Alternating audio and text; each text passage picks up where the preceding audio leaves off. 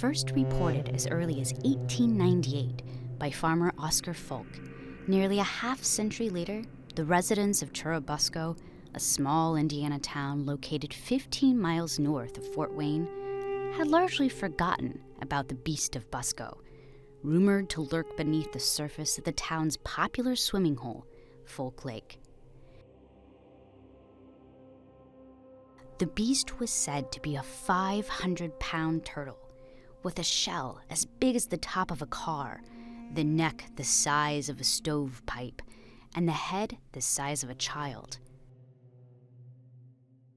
It was in July of 1948, as the hot summer sun beat down on the lake's edge, that two Churubusco citizens out on a fishing expedition on Folk Lake reported a terrifying encounter that would change the town's history forever. While casting their lines, the two men, Ora Blue and Charlie Wilson, saw what they described as a massive beast stalking the shores of Folk Lake. When the two were done fishing, they reported the sighting to property resident Gail Harris. Local turtle expert Rusty Reed quickly dismissed the tale as a hoax. The story would have ended there, but then the Beast of Busco returned.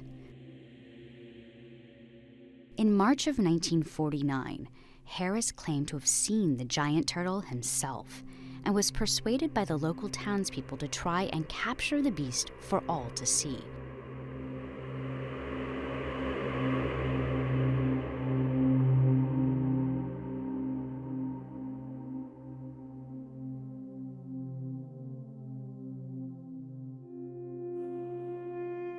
Traps of stakes and chicken wire were set along the shore, and deep-sea divers arrived to search the murky waters. But the creature remained elusive. The story of the Beast of Busco spread across the country, with hundreds of curious onlookers flooding to Folk Lake for a chance to see the monster themselves. And on October 13th, over 200 visitors claimed to have seen the gigantic turtle surface on the shore. But the beast would not be captured, nor would the legend leave the hearts of the people of Churubusco. Every year, the town holds the Turtle Days Festival, celebrating their beloved Beast of Busco, and perhaps just underneath the surface of Folk Lake, the turtle celebrates too.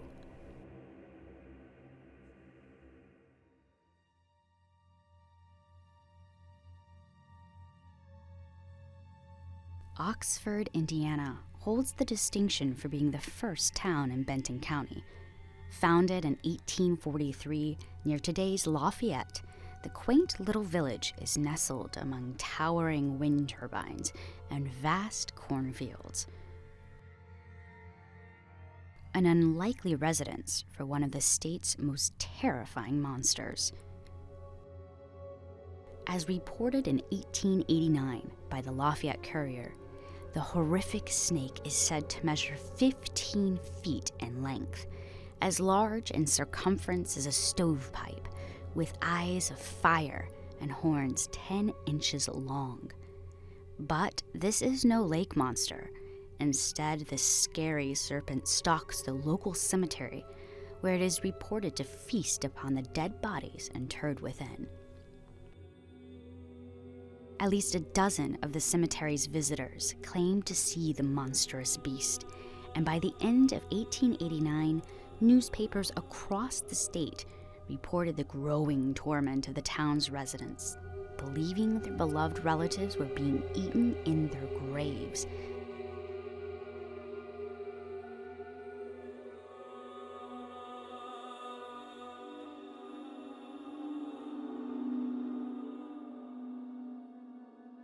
Saying, none have seen it, but at the first glimpse their hair seemed to raise on their very heads, and their hearts to almost stop beating at the sight of the terrible creature.